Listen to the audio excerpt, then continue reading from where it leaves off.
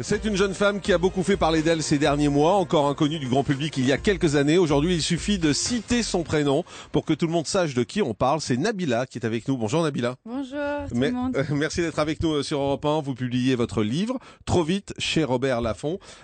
Nabila, quand j'ai annoncé que je vous recevais aujourd'hui sur Europe 1, je me suis pris une vague de messages d'insultes de gens qui me disaient « Elle n'a pas sa place sur Europe 1 ». Pourquoi inviter Nabila sans parler de toutes les critiques contre vous? Comment vous le vivez aujourd'hui encore tout ça? Bah déjà, ça fait la 3e fois que je viens chez vous et ça fait la 3e fois qu'on dit que j'ai pas ma place. Donc, ouais. Mais les critiques contre vous, les mots violents qui sont encore employés contre vous, vous les vivez comment aujourd'hui? Bah c'est sûr que c'est blessant. Je peux pas dire que ça me touche pas parce que ce serait mentir, mais je fais avec. Il y a plein de gens qui sont positifs aussi, donc du coup ça fait une balance et il y en a plein qui m'aident aussi et qui me soutiennent, mais ceux qui... Vous lisez tous ces messages d'insultes, tous ces messages, vous êtes scotché en permanence contre votre téléphone, vous le racontez dans votre livre que vous l'avez greffé à la main en permanence. Vous lisez tous ces messages? Maintenant j'essaie de moins les lire parce que ça fait mal, mais voilà. On vous a vu dans 7 à 8 le week-end dernier. C'est quoi votre objectif au fond avec ce livre, avec 7 à 8? C'est refaire votre image? Non, parce que mon image, c'est toujours la même. J'ai juste évolué, j'ai juste pris 10 ans de maturité. Après, j'avais besoin de m'exprimer, j'avais besoin de dire des choses et j'avais besoin en fait qu'on me comprenne et qu'on comprenne comment j'en suis arrivée là, que ce soit dans le positif ou dans le négatif, par quel chemin je suis passée. Et je me suis dit que d'en parler dans un livre, ce serait facile pour moi parce qu'il y aurait pas de gens en face de moi et je pourrais dire vraiment ce que je ressens, quoi. Aujourd'hui, vous avez un regard qui est très lucide. J'ai le sentiment, en tout cas, dans ce livre, sur vous, sur ce que vous êtes. Vous revenez sur quasiment tout ce qu'a dit la presse sur vous, à une exception près. C'est ce qui s'était passé à Aix avec Thomas. Vous n'en reparlez pas. Le fameux premier coup de couteau. Ouais, qui était faux. Parce qu'après, il y en a qui disent que j'ai enlevé mes seins, d'autres qui disent que j'ai enlevé mon cerveau.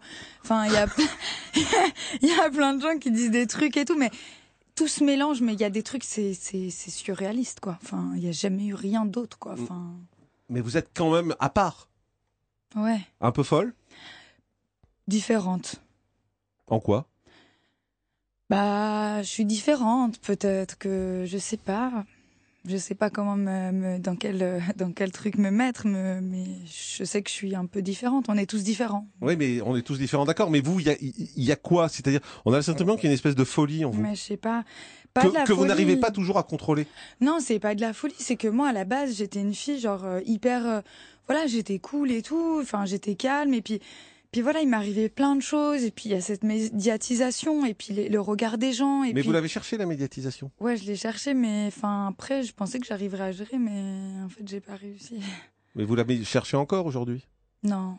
Vous écrivez un livre, ouais, vous faites de la télé, vous faites de la radio, vous la cherchez encore? Non, je la cherche pas, j'ai juste besoin de m'exprimer. Je peux pas rester en retrait et attendre que les gens parlent de moi et... J'ai besoin de dire mon point de vue. Tout le monde a dit son point de vue sur moi et tout le monde a écrit des choses sur moi et j'aimerais moi aussi avoir un peu de droit de parole, quoi. Vous êtes fière de l'image que vous avez aujourd'hui? Franchement, oui. Oui? Oui, je suis fière de moi, je suis fière de ce que je suis. Et vous êtes quoi? Je suis moi, comme vous êtes vous. Moi, ouais, je suis moi. Mais vous avez un métier? Écoutez, j'ai eu un métier, je veux dire, j'ai eu mon émission, j'ai eu ma marque de vêtements, j'ai été chroniqueuse sur la 12, j'ai été chroniqueuse sur la 8 chez Cyril. J'ai fait quand même pas mal de choses. J'ai écrit un livre, un deuxième. Malheureusement, vous avez écrit, il faut le dire. Co-écrit, voilà. Ça fait quand même 9 mois. Vous avez raconté votre histoire à quelqu'un qui a écrit. Non, ça fait 9 mois que je travaille sur ce livre. On a imprimé les pages. On a relu les chapitres un par un. J'ai modifié des choses parce que ma voix n'y était pas, parce que c'était écrit d'une manière qui ne me ressemblait pas assez. Ça fait 9 mois que je travaille. On arrive au 10e mois. Maintenant, je sors le livre. J'ai travaillé dessus. J'ai passé 9 mois avec la personne avec laquelle je l'ai écrit. Je n'ai pas seulement raconté, j'ai fait aussi. Ça vous énerve quand on dit que vous l'avez pas écrit? Non. Pas vraiment. Qu'est-ce qui vous touche aujourd'hui encore? Peut-être, je sais pas. À part Thomas, parce que en fait finalement ce livre, moi quand je l'ai lu, je me suis dit c'est juste une énorme déclaration d'amour à Thomas. Il y a que ça, à travers chaque ligne, à travers chaque mot, on voit ça. Parce que je l'aime. Parce que je l'aime, c'est sûr que je l'aime et que je pense que c'est peut-être l'homme de ma vie. Enfin, j'en suis sûre, mais je suis obligée de lui dire que je l'aime. Et on poignarde l'homme de sa vie?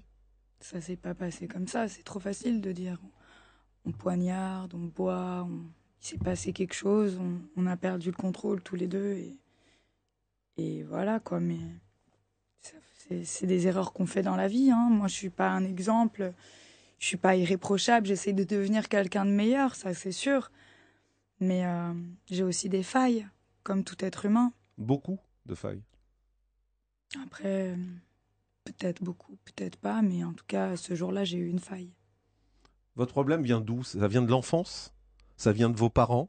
Ça vient des discordes entre vos parents? Ça vient de vous au milieu, qui ne vous êtes pas senti aimé? Je pense que ça vient du manque de cadrage, du manque peut-être d'éducation, du manque... voilà, mes parents, ils n'ont pas été là. Je me suis élevée toute seule depuis l'âge de 13 ans, comme je le raconte. J'ai été élevée au post-it, c'est-à-dire que on met un post-it et on dit, ben voilà, le programme et tout. Et peut-être que, à part ma grand-mère, que j'embrasse, si elle m'écoute, Mémé Livia, que voilà, il y a qu'elle qui a été là pour moi et qu'au bout d'un moment, ben...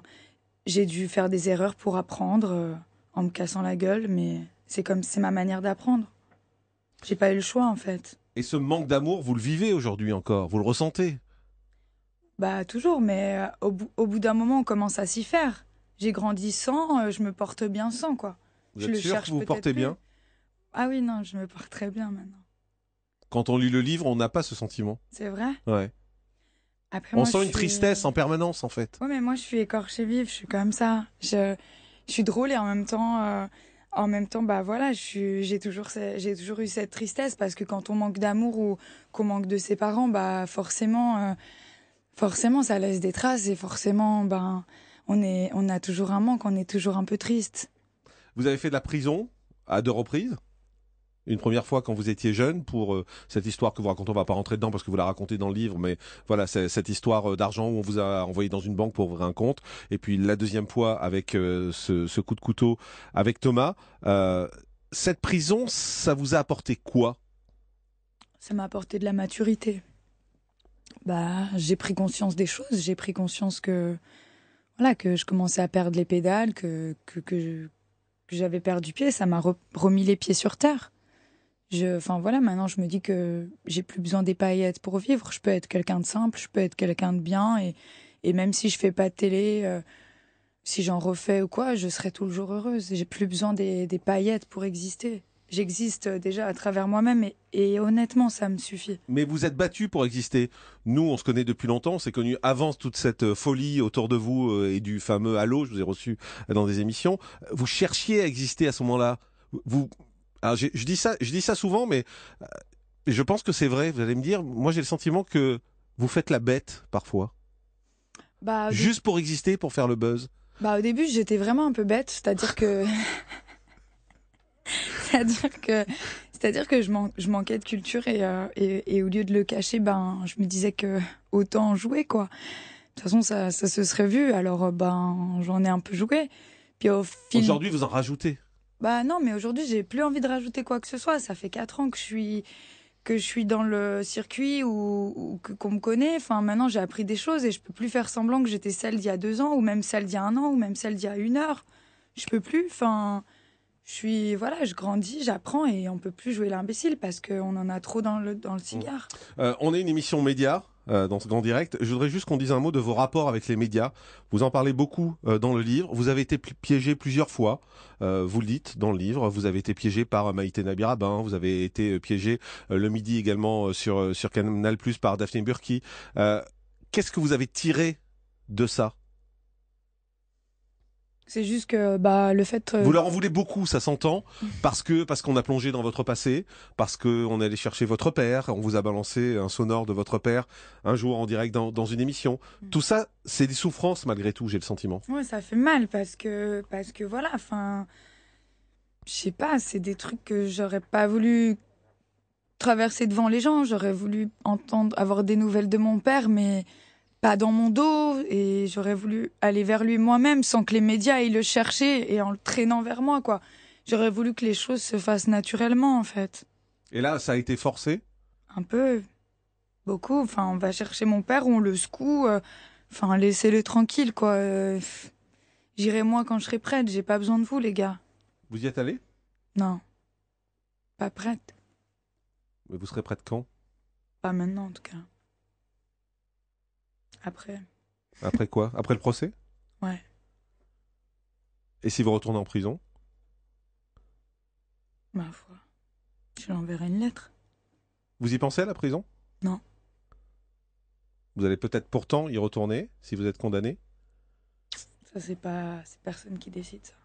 C'est la justice qui C'est la décide? justice qui décidera. Et puis, j'ai l'impression que les gens, ils. Vous allez. Enfin, voilà, on verra. Moi, après, j'ai payé ma dette et j'ai pris conscience des choses et j'ai grandi. Et voilà, après, ben, la vie, elle est faite comme elle est.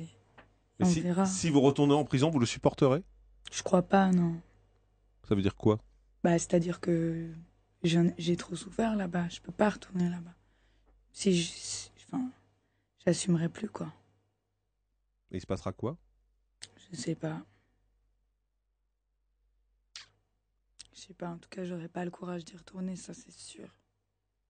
Mais ça veut dire quoi ce que vous êtes en train de dire? À travers ça, on entend je préfère mourir, on peut entendre plein de choses à travers ces mots-là. Non, c'est juste que je sais que je pourrais pas y retourner. J'aurais pas les épaules assez larges. J'ai trop morflé, j'ai trop souffert. J'en parle des fois, je rigole et tout parce que on peut pas rester dans le passé et que je suis quelqu'un d'optimiste et qu'il faut que j'aille de l'avant. J'ai 24 ans, je les ai eus il y a un mois. Mais maintenant, je peux pas. Je sais que voilà. En qui vous avez confiance aujourd'hui? Euh, j'ai confiance en mes proches. Ma mère, ma grand-mère, mon frère. Et sorti du cadre familial, il y a des gens en qui vous faites confiance? Quelques-uns, oui. Des gens avec qui je travaille depuis longtemps. L'avenir, c'est quoi pour vous, Nabila? La paix. Mais la paix, ça passe pas par faire de la télé. Je suis pas en train de faire de la Non, télé. non, mais je vous dis, ça passe pas par refaire de la télé, la paix. Ouais, je sais bien. Mais vous vivrez de quoi? Bah, vous inquiétez pas pour moi, Jean-Marc. Je suis bien. Non, mais il faut de l'argent pour vivre. Oui, Vous n'avez pas de métier aujourd'hui. Si vous ne refaites pas de la télé, si vous ne repartez pas dans les médias, bah, il y a d'autres choses. il y a quoi? Bah, je sais pas, j'ai rien Mais à... vous n'y pensez pas à ça? C'est drôle. Bah, non, mais je m'en fous, moi. Comment vous en foutez? J'ai pas besoin d'être millionnaire pour être heureuse, hein. Franchement, Mais moi... il faut un peu d'argent pour vivre, surtout que vous avez des goûts de luxe. Oui, Vous mais... l'avez dit dans le JDD encore, il y a cette phrase qui a été reprise partout, dans laquelle... Alors, en fait, le JDD, ce qu'ils ont fait, c'est que, d'ailleurs, j'en profite d'être chez vous, ils m'ont regardé comme ça, et ils m'ont dit, Nabila, vous arriverez à vivre avec 4000 euros? Je dis, ouais, bien sûr. Nabila arrive à vivre avec 4000 euros. C'est eux qui m'ont demandé si j'y arrivais. Bien sûr que j'y arriverais. Qui n'y arriverait pas, les gars? Je peux nourrir 10 familles avec 4000 euros. Vous êtes des fous. Mais ils m'ont fait un piège, encore une fois. Voilà. Là, c'est la colère qui monte. Hein. Bah là, oui. là, on retrouve la Nabila en colère. Ben non, mais parce que c'est chiant, parce qu'on me piège. Après, les gens, ils disent, ouais, elle a dit ça, non, non. Non, mais 4000 euros, je sais bien que c'est énorme. Ma grand-mère, elle a une retraite de 1200 euros. Je sais bien. Donc vous avez conscience des réalités? Bien sûr que oui.